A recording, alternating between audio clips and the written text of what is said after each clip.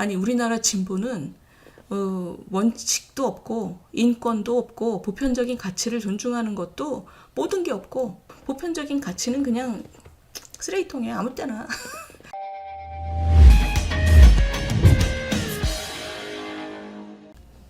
자, 시청자 여러분, 이번 주에 그 약간 지난 얘기긴 한데 우리가 지난주에 저 수해 때문에 정신이 없었잖아요. 전 나라가 한 우리나라가 한 나흘 그 정도 완전히 멈춰 있었습니다. 그렇죠? 지난주 주말부터 해서 목요일 수요일까지 완전히 나라가 멈췄는데 정쟁도 멈춰서 좀 좋긴 했어요. 그죠? 근데 그 와중에도 계속 그 있었던 얘기가 뭐냐면 민주당 분들이 수해가 났는데 대통령이 도대체 우크라이나를 왜 갔냐 뭐 이런 비난들이 많았어요. 그러니까 수해가 났으면 빨리 저 회의 끝나자마자 그 비행기 잡아 타고 나라로 돌아왔어야지 우크라이나를 왜 가냐. 여기에 대해서 민주당이 굉장히 비난을 많이 했죠. 그리고 우크라이나하고 친한 척하면 러시아 화나게 할 거고 러시아 화나게 하면 남북 관계가 더 나빠질 텐데 우크라이나를 왜 갔냐? 뭐 이런 비난들이 많았잖아요. 그 얘기 좀 해볼게요. 거기에 대해서 굉장히 좋은 칼럼들이 나왔어요. 이번 주에. 어제 그제. 그래서 제가 그걸 좀 소개시켜 드릴게요. 그리고 또 생각해 볼 만한 문제가 아주 깊은 문제가 도사리고 있습니다. 자, 이거 보시면 민주당 의원들 대통령의 우크라 방문에 우리 안보를 위기로 몰고 갔다. 이런 비난들을 많이 했어요. 재난에는 대통령이 안 보이고 우크라이나에 가서 우리 안보를 위기로 몰고 갔다. 우크라이나와 연대해서 같이 싸우겠다는 말은 러시아를 적대국이라는 말과 다름없다. 러시아에 사는 우리나라 교민 16만 명과 160개 우리 기업도 위태로워질 수 있다. 이거 어떻게 보셔요? 이 말이 되는 것 같습니까? 러시아에 사는 우리 교민 16만 명과 160개 우리 기업도 위태로워질 수 있다. 그러니까 지금 저 얘기가 말이 되는 부분이 있지요. 분명히 우리가 그 어떤 나라와도 갈등 상황이 되면 그 나라에 있는 교민과 기업이 불편해지고 위험해지는 거 맞습니다. 근데 그러나 그렇게 따지면 세상에 어떤 나라도 깡패짓을 하면 우리가 어떤 나라도 규탄할 수 없게 되는 거잖아요. 우리가 어떤 원칙도 갖지 않은 나라가 돼버리는 거잖아요.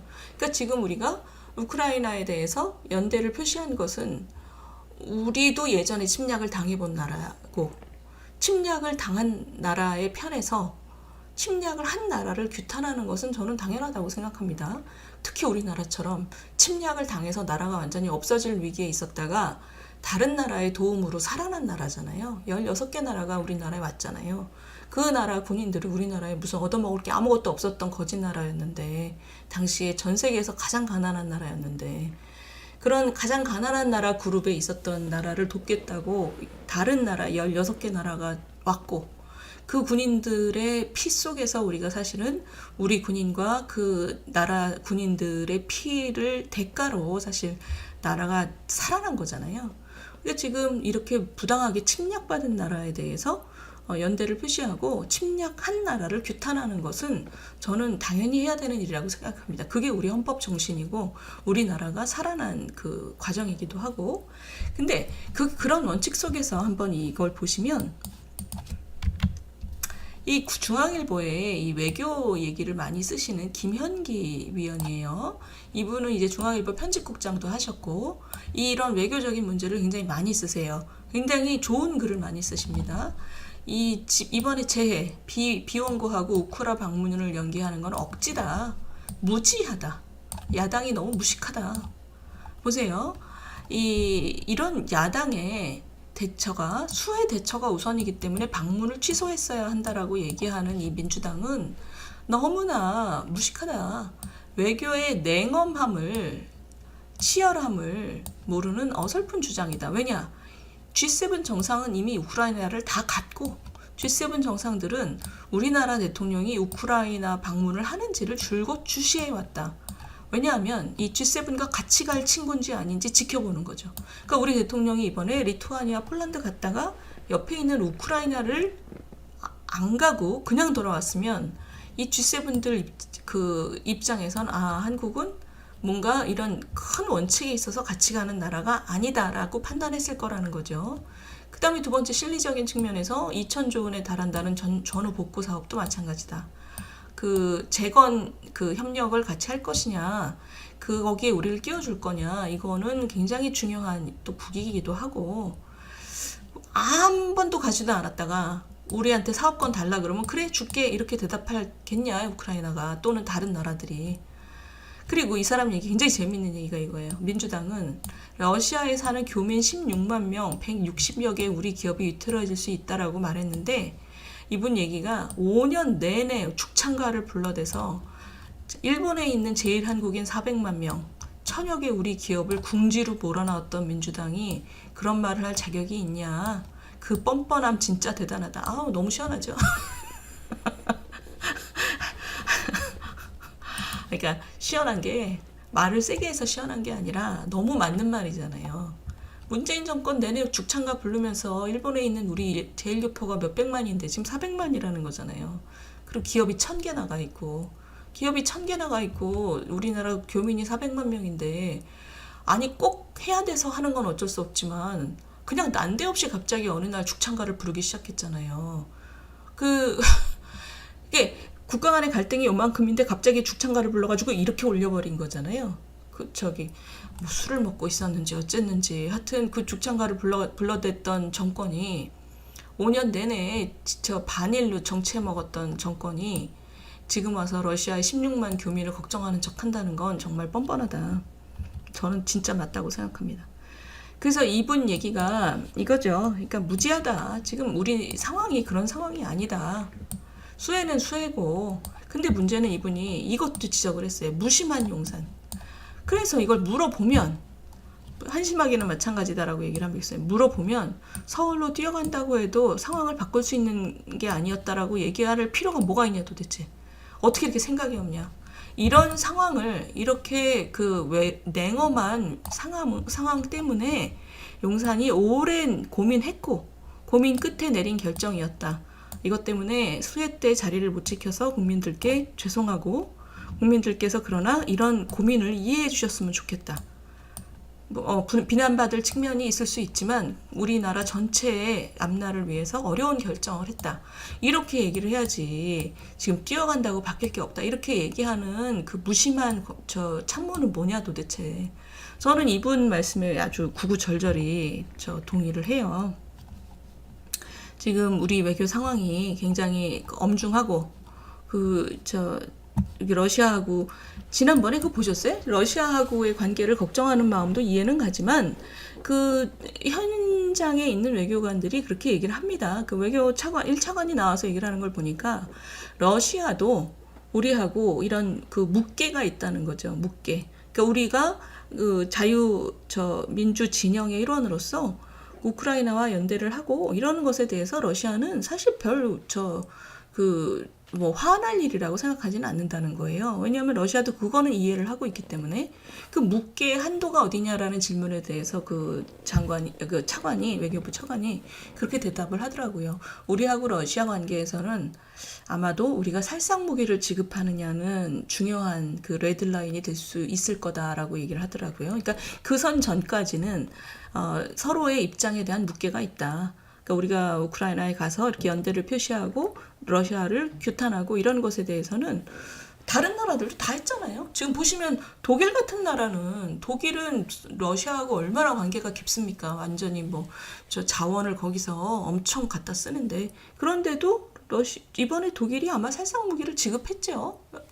그러니까 나라의 관계라는 건 굉장히 복잡하고 다층적이라는 거죠. 서로 협력하는 디멘전이 있고, 그 밑에서 또 각자의 진영에 또 복무하는 부분이 있고, 우리나라는 지금 사실은 우크라이나에 대해서 연대를 표시하는 정도였고, 그 정도는 러시아도 묵계가 있다. 이렇게 외교 전문가들이 얘기를 하는 것이고, 그러니까 민주당은 사실은 지금 이런 다층적인 구조에 대해서 모르는 건지, 아니면 자기들이 정권을 가져봤기 때문에 전혀 모르지는 않을 텐데 모르는 척하는 건지, 그거 좀 이상하죠. 근데 어쨌든 이 김현기 논설위원 이분의 칼럼을 제가 소개를 시켜드렸고, 재밌는 게 하나 더 있어요. 이 칼럼이, 이분 조선일보 주필이죠.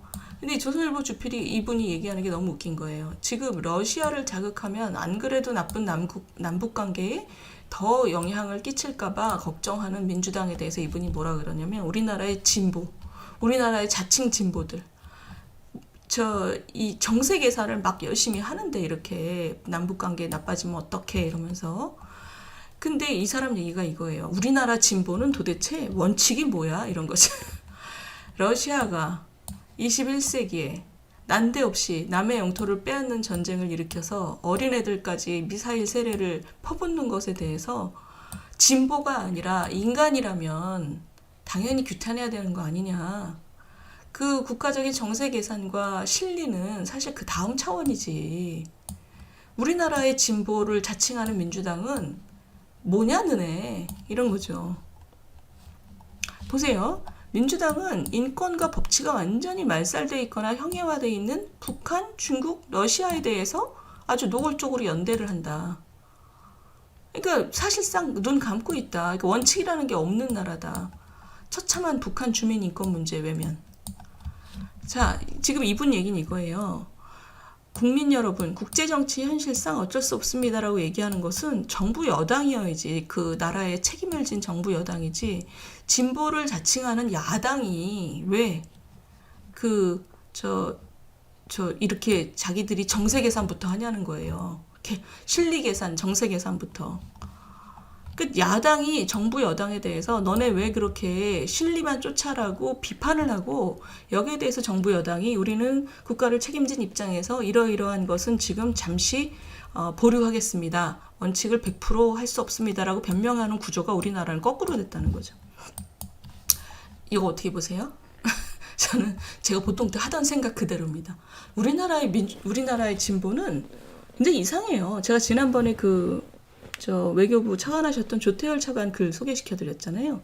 원칙이 있고 우리나라도 이제 원칙과 가치라는 게 있고, 근데 엄중한 국제 상황 속에서 그거를 100% 우리가 구현하지 못하는 조건들이 있을 때는 마음에 부담을 가지고 고통스럽지만 어느 정도를 포기해야 되는 경우들이 생길 수 있다. 그러나 제일 먼저는 우리의 원칙에 대한 뭔가 추구다. 원칙과 가치를 먼저 분명히 하는 거다. 그런 얘기가 지금 우리나라에서 이제 많이 일어나고 있습니다.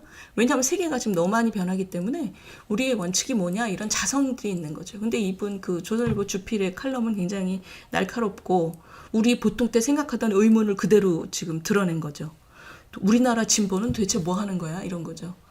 아니, 우리나라 진보는 원칙도 없고 인권도 없고 보편적인 가치를 존중하는 것도 모든 게 없고 굉장히 야바이꾼 같다는 거죠. 아니, 지금 뭐 정세 계산, 실리 계산 이런 거부터 시작하잖아요. 이런 거부터 시작을 해서 보편적인 가치는 그냥 쓰레기통에 아무 때나. 그러니까 이분 얘기는 이거죠. 모든 실리를 계산하고 모든 걸 종합적으로 계산해야 되는 것은 이제 여당 입장에서는 그래야 되기 때문에 때로는 원칙을 포기할 수 있으나, 진보 야당은 거기에 대해서 끊임없이 그 보편적인 원칙의 측면에서 비판하고 문제를 제기해야 되는데 우리나라는 정반대다.